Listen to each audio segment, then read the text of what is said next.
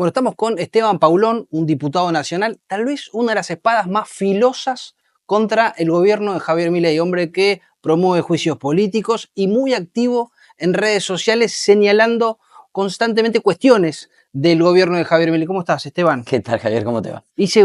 ¿Te presenté bien? Bien, bien, bien. ¿Estás conforme con Sí, por supuesto. No, creo que nos toca, sobre todo a quienes representamos ideas de sociedad, modelos de sociedad tan diferentes a los que plantea el gobierno de Javier Milei, es tratar de ser picantes, ser incisivos, Sí, tratar de llegar sin perder el respeto. Yo obvio. no creo en esta idea de que hay que construir modelos Milei en el peronismo, en el radicalismo, en el socialismo, por izquierda, por derecha.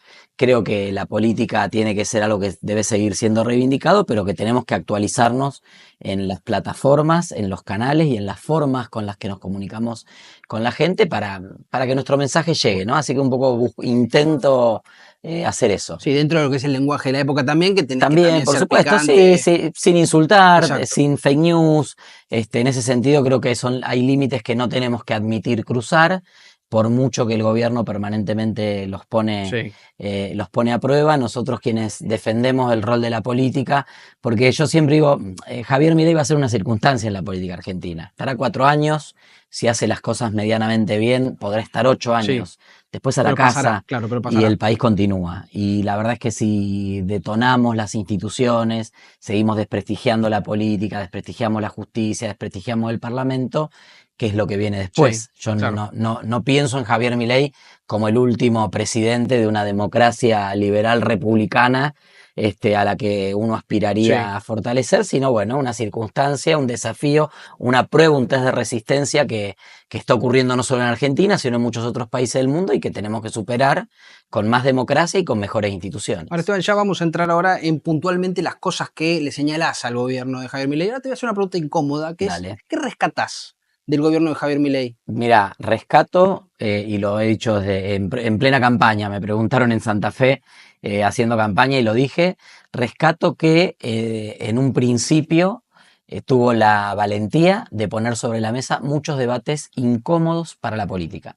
Nosotros los socialistas gobernamos en Santa Fe 12 Sí, años, Rosario 30 años, tenemos una trayectoria a lo largo de más de 129 años de existencia del partido en la democracia argentina, y hemos gobernado con honestidad, con transparencia, pensando siempre en los sectores que menos posibilidades tienen, apostando a la educación, a la salud pública.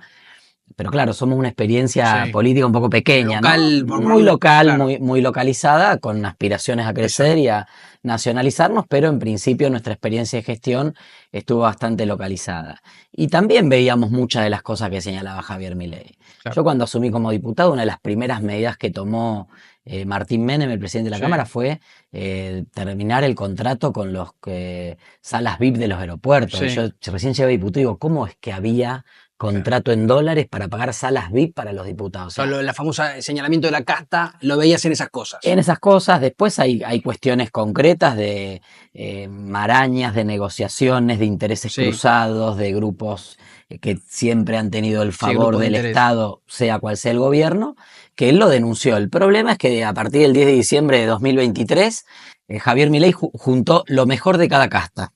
Claro. O sea, no es que terminó con la casta, trajo la casta de Alberto y Cristina, Franco, Scioli, la casta que gobernó con Mauricio Macri, Sturzenegger, Patricia Bullrich, Toto Caputo, bueno, tantos otros Sí, sí. funcionarios, y está gobernando con eso. Entonces, cuando uno ve que a un año y casi medio de gobierno de Javier Milei, muchas de esas promesas de regeneración política terminan siendo finalmente menos transparencia en la gestión, sospechas de corrupción Sí, como las que estamos viendo en estos días en relación al PAMI, pero con tantos otros sí. temas, un superávit fiscal logrado fundamentalmente a costa de el presupuesto provincial, la infraestructura en las rutas, los puentes, la educación, los jubilados, las universidades públicas, bueno, y el país sigue con Sí, reservas sí. complejas, más allá del hipercrédito del Fondo Sí, Monetario se ordenó, Internacional. pero falta como... Se ordenó, pero pero falta y evidentemente perdió velocidad alguna de las reformas que parecían que hubieran venían con sido otra velocidad. interesantes y que creo que también es parte del voto de la gente. Milei, tal vez en algunas propuestas incluso hubiéramos coincidido. Él tuvo la posibilidad de amplificar ese mensaje, llegar a más gente, y así es la democracia, y se lo votó para eso. Ahora, Esteban, ahora sí vamos a donde sos especialista, donde tenés la espada afilada, que es en el tema, por ejemplo, promoviste juicio político al presidente. Creo que uno o dos creo que ya le... No, mira, yo creo que nosotros también, nosotros tenemos un set de herramientas, una caja de herramientas en la política y en este caso en el Parlamento. Podemos presentar un proyecto de ley, una comisión investigadora, un pedido de informes, está la herramienta del juicio político, obviamente también la posibilidad de concurrir a la justicia si uno siente que hay algo que el presidente ha cometido un delito. En ese caso hay que ser muy cuidadoso porque también la banalización de las herramientas hace que después, viste, si toda la semana presentan juicio político. Sí, si se utiliza políticamente pareciera que pierden peso. Entonces, la verdad que nosotros fuimos muy cuidadosos, a pesar de que desde el inicio el presidente ha tenido una actitud muy agresiva para con el socialismo. Perdón, el juicio político es por Libra. El juicio político es por Libra. Hubo dos acciones. El juicio político por Libra, exactamente. Ahí nosotros entendimos en el equipo nuestro y en el partido, porque justamente ese fin de semana teníamos Consejo Federal del partido en Rosario y se votó por unanimidad la idea de avanzar con el juicio político. Entendemos que ahí es muy grave Libra, mucho más de lo que hoy, después de algunos meses, se va diluyendo, obviamente, en el debate público, aunque van apareciendo revelaciones. Creemos que es muy grave porque muestra una trama de vínculos, de favores, de idas y vueltas de dinero, de cuestiones bastante oscuras y obviamente de una intencionalidad del gobierno o de funcionarios del gobierno de cometer actos de corrupción con cierta sofisticación. O sea, vos no le crees esa cuestión de que obró de buena fe. No, es que es imposible. Mira, no hubiera llegado en los 3 segundos que pasaron desde la publicación del contrato de Libra al posteo del presidente, no hay tiempo físico para escribir solamente el link del contrato. Entonces, ahí hay información previa. En las últimas horas se conoció que Julián Peck no tiene registrados los ingresos por migraciones. Sí, bueno. Si no tiene registrados esos ingresos, ¿qué otros ingresos tuvo? ¿Cómo sabemos que en ese momento no estaba con el presidente? Y obviamente, yo lo que digo es, Javier Milei, si trajo algo nuevo a la política, es la sofisticación en las formas de recaudar dinero no registrado. Porque cuando tomás un tema que está un poquito soslayado del debate Libra, pero que para mí es relevante y tiene que ver con la otra acción que nosotros tuvimos, que fue el juicio, no el juicio político, sino la denuncia penal a Milei por los dichos de Davos. Hay una operatoria donde Libra venía a recaudar dinero y las ganancias producidas por Libra iban a la Fundación Faro, que es la fundación de Agustín Laje. Que preside Agustín Laje. Dirige Agustín Laje, preside el hermano de Santiago Caputo. Es la fundación donde el gobierno hace la recaudación, la caja como B. Con el mascarón de prueba que es una usina de ideas. Una usina de ideas de la batalla cultural. Exacto. Bueno, batalla cultural en realidad es una excusa para tener un fronting para recaudar ilegalmente. Y todas las ganancias de Libre van ahí. Y después fue la Fundación Faro la que iba a asignar los supuestos proyectos, etcétera. Entonces, hay una operatoria y una mecánica donde aparece la Fundación Faro, aparece la batalla cultural, aparece la recaudación ilegal de dinero, aparecen estos vínculos no solo con los empresarios cripto. Hubo también otro caso bastante sonado por la denuncia pública que hizo Viviana Canosa, Tim Ballard.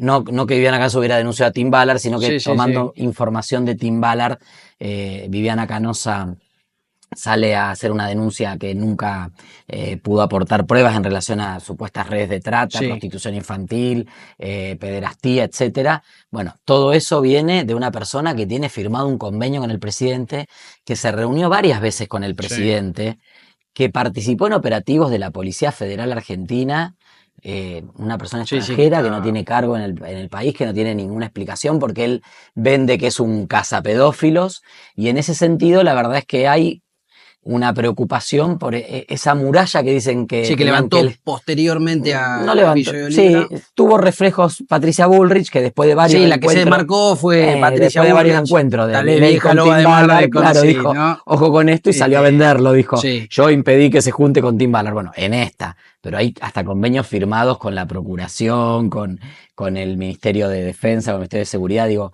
ahí hay una serie y una trama de vínculos muy complejos y por eso creo que Libra fue como la síntesis de eso y nos pareció que era de semejante gravedad para impulsar el juicio y político. hablabas de que esto sería una forma de financiar la política de manera oscura y demás. Y justo esta semana se dio que, bueno, esta cuestión de que el fiscal contra Cristina Fernández, por una operatoria, si querés, o por lo menos se sospecha que era para lo mismo, para buscar fondos para la política. También lo de Alberto Fernández con los seguros esta semana también. ¿Crees que en esto, con lo que vos iniciabas diciendo que cambió para que nada cambie, es parte de un entramado político donde siempre hay diferentes formas de financiamiento oscuro? Mira, creo que... ¿O no son comparables? No, yo creo que hay muchas metodologías muy similares y por eso los actores son similares. Digo, cuando uno... está ese dicho popular que se usa mucho en la política, que Milei lo ha planteado, dice, no se puede esperar resultados distintos haciendo lo mismo o con los mismos de siempre. Bueno, cuando uno observa el gabinete y los equipos de trabajo de Javier Milei, hay muchos de los de siempre. Sí. O sea, Sturzenegger fue 3 veces ministro, fue presidente del Banco Central, Toto Caputo En algún sentido igual, también es cierto que si bien son los mismos, están haciendo cosas diferentes que las que hicieron. En algunas. Pareciera ser un rumbo distinto. Pareciera ser un rumbo más profundizando algunos temas, pero la verdad es que si uno compara la gestión de Patricia Bullrich en seguridad con Macri y con Milei, quizá ahora tiene las manos más sueltas. Sí.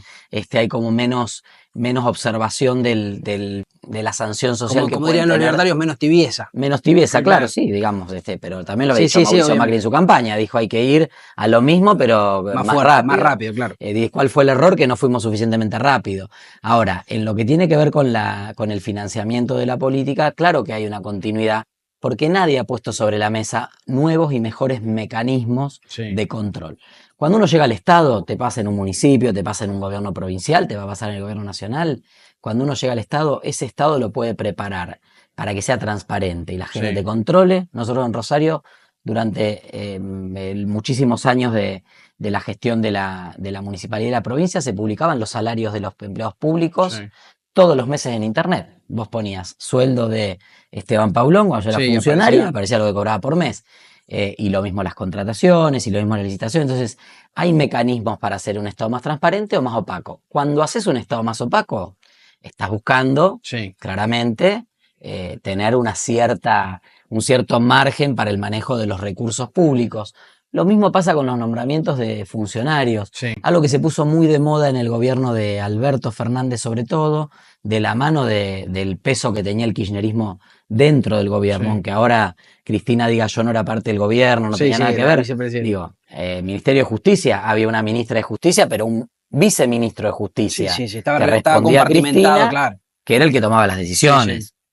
Digo, bueno, esa metodología de tener gente que supuestamente está haciendo otra cosa, pero en realidad es la que detenta el poder, Milei la llevó a la enésima potencia con el nombramiento de Santiago Caputo. Es el caso más emblemático de esto que estás señalando. El caso más emblemático de una persona que, hablabas vos de Libra antes, Santiago Caputo tiene un contrato de locación, por lo tanto, como no es funcionario público, según su contratación, no tiene obligación de informar audiencias públicas. Y demás. No, ni audiencias públicas, vos hablabas de Libra. ¿Estuvo Santiago Caputo con Julián P., Adorni, Karina Milei hablando de Libra o no?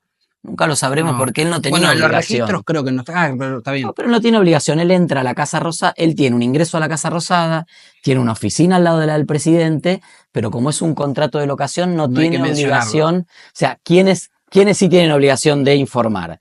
Los solicitantes de la audiencia, Julián P., Novelli, etcétera, y los funcionarios que la otorgan. Ahora, la persona que sirve el café no dice, entró el mozo. Y además de la falta de transparencia, también es una forma de gestión muy rara, porque vos me obligás a firmar a mí, vos que no firmás. Claro, sí, y no firmás, no brindás. Santiago Caputo y maneja PAMI, ANSES, la caja de parte de YPF. De parte de YPF, sobre todo lo que se ha visto con el incremento exponencial de la publicidad de YPF, que ahora que no hay publicidad oficial desde los organismos de gobierno, pero sí la sigue habiendo. Bueno, manejan muchísimo, pero avalado por el propio presidente públicamente, claro. Si no está escondido. No es que tiene este rol como si fuese un monje negro. No está escondido en el discurso público, pero sí está preservado Para por el eventualidades formato futuras. de contratación. Entonces, Santiago Caputo, que yo es el fantasma que recorre la Rosada, es una persona que tiene todas las herramientas, toda la botonera, pero ninguna de las responsabilidades. De hecho, Santiago Caputo no sabemos con qué patrimonio ingresó, como que es No un tiene contrato de obligación de locación. declarar. No tiene obligación, ni vamos a saber con qué patrimonio va a salir.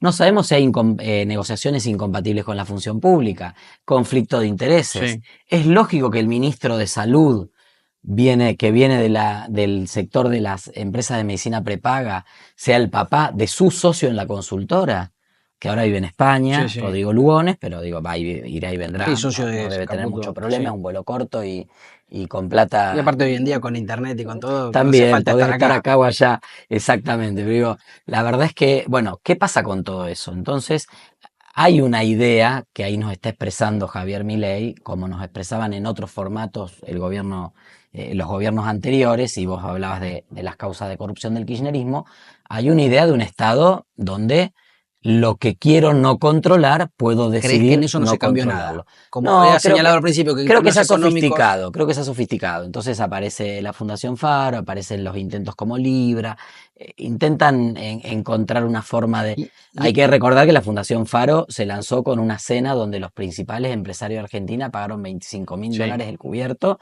y eran muchos cubiertos que se sí, vendieron. O sí. sea, ahí hay un fondeo que digo, Bueno, en en ese otros caso países por lo menos es existe. transparente, claro, en ese caso por lo Sí, menos y es en otros países transparente. existe. El tema es que acá siempre estamos al borde de lo que la ley permite o no permite. Y en esta cuestión de que mi ley pone como una línea en la cual estás conmigo o estás contra mí y es muy beligerante con los que están en contra y que incluso a los que ya se sabe que están en contra, por ejemplo, el núcleo kirchnerismo, pero también a los que por ahí vos, como vos señalás cuestiones puntuales, bueno, vos ¿qué respondés a esa situación de que te ponen como desestabilizador, que querés que vuelva el tren fantasma, que querés No, creo que tratás de sí. desmarcarte de eso o no te interesa? No, nosotros, a ver, nosotros tenemos una propuesta que es un modelo de sociedad muy vinculado a las propuestas de la socialdemocracia en otros países de la región, Sí. pero también en Europa, en Oceanía, en Asia, ¿Y crees digo, que mi ley en hoy hay Argentina corrió experiencia. ese arco? Sí, Eh, corrió el arco porque, a ver, la operatoria de la grieta es muy saludable. Nosotros estamos viendo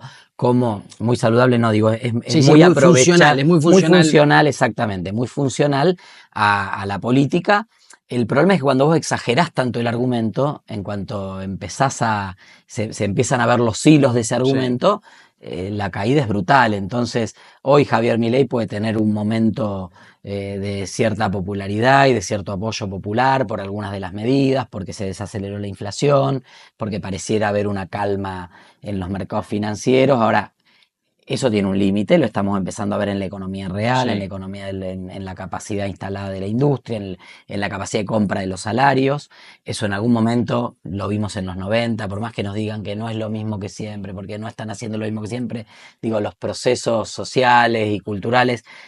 Yo soy hijo de los 90 porque en los 90 estaba terminando la primaria, iniciando la secundaria. Mi viejo fue uno de los que se quedó sin laburo en el Sí. menemismo, que tuvo que con un retiro voluntario, una indemnización, poner un bar a ver si se salvaba o podía seguir dándonos de comer a Sí. nosotros. Somos cuatro hermanos. Digo, me sumé a la política en ese momento. Vi cómo en el 95 fue la primera elección en la que participé como fiscal de mesa, en ese momento apoyando nuestro partido apoyaba al Frepaso, a Bordón y Chacho, y vimos cómo pensábamos que Que había una posibilidad ganábamos y y no. Menem nos pegó un cachetazo y Paliza. nos pasó por encima y fue una paliza. Y al poco tiempo empezó a encontrar Sí, sus empezó a propios languidecer, límites y claro, a empezó. languidecer. Entonces, creo que la grieta es funcional y es un buen negocio en ese momento bueno, para ir logrando determinados objetivos políticos, le sirve en el Pero Congreso. en esa grieta que vos bien planteás, ¿dónde se posicionan? ¿Crees, tenés la expectativa de esa tercera vía que siempre es incipiente, que nunca termina de aparecer? ¿O teniendo que elegir, bueno, estás en esta diferencia de Frente Patriótico ante Milei, como en su momento fue Frente Patriótico No, a antikirchnerista? ver, Frente Patriótico Anti-Milei sería si la situación llega a una gravedad donde no hay otra alternativa, y creo que ahí vos podés pensar en la construcción de una propuesta con lo mejor del liberalismo, lo mejor del socialismo, lo mejor del peronismo, lo mejor del radicalismo, digo, de todas las culturas políticas en Argentina para pensar un modelo o una propuesta electoral que te permita superar una situación que debiera ser de extrema gravedad. Lo que yo creo es que ha habido un error, humildemente lo digo, en las propuestas de construcción de la tercera vía, que piensan que la tercera vía es el agua tibia. Sí. Entonces, la tercera vía no puede ser el agua tibia. La tercera vía tiene que ser clara, Claro, con el lenguaje y de los nítida. tiempos, claro, con el lenguaje de estos Sí, tiempos aparte. y nítida. O sea, yo no soy peronista, no me considero una persona antiperonista No es tampoco. como los ñoños republicanos, como dice Milei. Claro.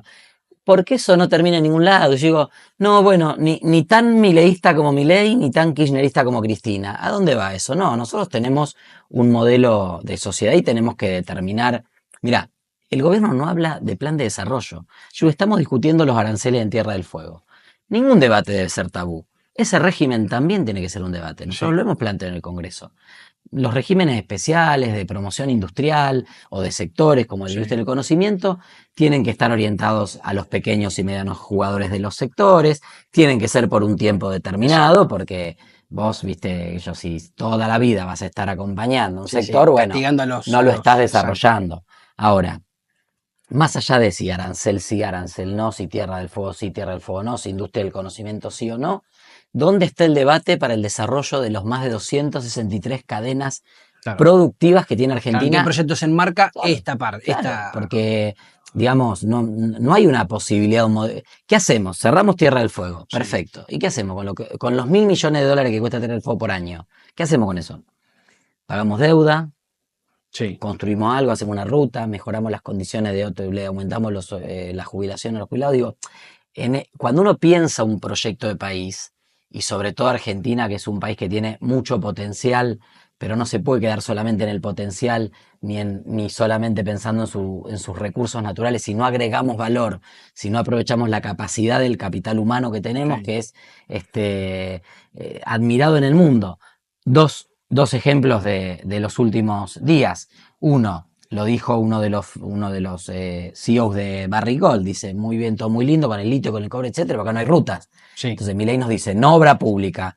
Y los empresarios que se quieren adherir al RIGI dicen, mirá, si no hay infraestructura, sí, no vamos a ningún lado. Ahora, pero tengo que decir, también no es coyuntural, uno presupone que no hay obra pública por una cuestión coyuntural, tenemos que ordenar las cuentas, esto estaba muy desequilibrado. Filosóficamente el presidente no cree en la obra pública. No, porque vos sabés, esa especie de modelo a China, que es cierto, nunca se puso en práctica. De hecho, creo que el ministro de Infraestructura fue el que menos duró. Sí, el primero que salió. Exacto. Claro. Pero digo, ¿no crees que hay muchas medidas que toma el gobierno que son coyunturales en virtud de la delicada situación que tiene el país? ¿No le das ni ese beneficio de duda? Vos tenés una mirada que es crítica y que no es contemplativa. El gobierno tomó $20.000 millones del Fondo Monetario Internacional. Sí. Y agregó sobreendeudamiento por unos 10.000 millones más de distintos organismos. Sí. En lugar de ir al BID y decirle, los 2.000 millones que me vas a dar, que sea en plan de infraestructura, que es la mayoría del financiamiento del BID y el Banco Mundial, tiene que ver o con programas sociales o con obras de infraestructura, le dice, no, dámelos del fondo que es para la consolidación de las reservas. Ya agarraste 20.000 del Fondo Monetario. Sí, algo de repartir para el otro lado. Está fallando. Sí. Entonces, hay una concepción filosófica de que el país es una tabla de Excel. Y los distintos componentes de un país son celdas. Entonces yo puedo eliminar la celda de las rutas nacionales, sí, y no pasa nada. Y en realidad el país es más parecido al Shenga, sí, más que a consecuencias. Yo saco una tablita y si saco la tablita equivocada se derrumba. Claro, y si saco la tablita de las rutas, incremento valor logístico, incremento el riesgo de siniestros viales que se llevan vidas.